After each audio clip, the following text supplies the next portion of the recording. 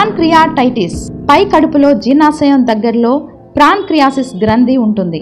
ఈ గ్రంథి అకస్మాత్తుగా ఉబ్బడం వల్ల, అందులో రక్తస్రావం అవడం వల్ల, కుళ్ళిపోవడం వల్ల విపరీతమైన పరిణామాలు సంభవిస్తాయి.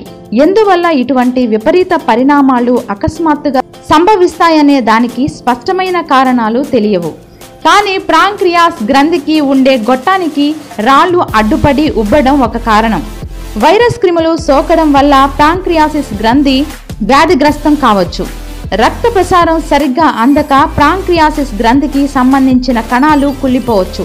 అకస్మాత్తుగా పాన్క్రియాసిస్ గ్రంథికి ఇటువంటి వ్యాధి రావటాన్ని పాన్క్రియాటైటిస్ అంటారు. విపరీత పరిస్థితి సాధారణంగా 50 నుంచి 60 సంవత్సరాల వయసు ఉన్న వారిలో రావడం ఎక్కువ.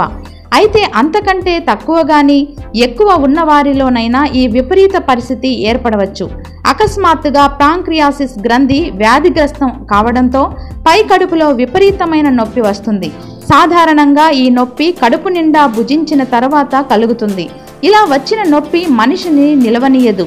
పై కడుపు అంతా నొప్పితో అదరగొట్టేయడమే కాకుండా వీపు వెనుకకి కూడా ప్రాకి ఎంతో బాధకరంగా మారుతుంది.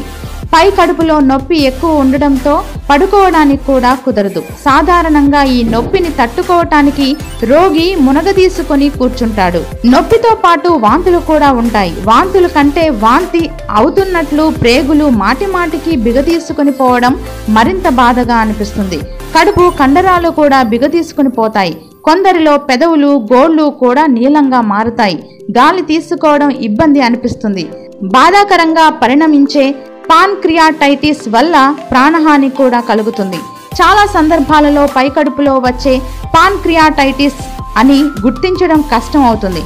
ఎందుకంటే జీర్ణాశయంలో పుండ్లు ఉండి ప్రేగుకి కన్నం పడినా, పసరుతిత్తి వాచినా, పసరుతిత్తిలో రాళ్లు ఉండి నొప్పి వచ్చినా ఇలాగే బాధ అనిపిస్తుంది. అయితే పాన్క్రియాటైటిస్ లో రక్తం పరీక్ష చేస్తే సీరం ఎమలేజ్ శాతం పెరిగి కనబడుతుంది. మామూలుగా సీరం ఎమలేజ్ 80 నుంచి 150 యూనిట్స్ ఉంటే పాన్క్రియాటైటిస్ వచ్చినప్పుడు 200 యూనిట్కి మించి ఉంటుంది. సాధారణంగా పాన్క్రియాటైటిస్ విపరీతంగా వచ్చినప్పుడు 1000 యూనిట్ల కంటే మించి ఉంటుంది. అల్ట్రాసౌండ్ స్కానింగ్ ద్వారా కూడా పాన్క్రియాస్ పరిస్థితి తెలుసుకోవచ్చు. అకస్మాత్తుగా వచ్చే పాన్క్రియాటైటిస్ పరిస్థితి అంత విషమంగా ఉంటే కొందరిలో ఈ వ్యాధి దీర్ఘవ్యాధిగా మారి తరచుగా కొద్ది మోతాదులో కనబడుతూ ఉంటుంది. వాంతులు అవుతూ ఉంటాయి. త్వరగా అలసిపోవడం, నీరసం ఉంటుంది. పాన్క్రియాటైటిస్ దీర్ఘకాలికంగా ఉంటున్నప్పుడు కొందరిలో మందులు సరిపోతే మరికొందరిలో ఆపరేషన్ చేయవలసి వస్తుంది.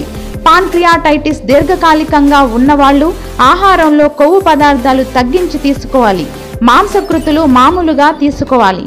పాన్క్రియాటైటిస్ ఎంజైమ్కి సంబంధించిన టాబ్లెట్లని భోజనం తర్వాత తీసుకోవాలి.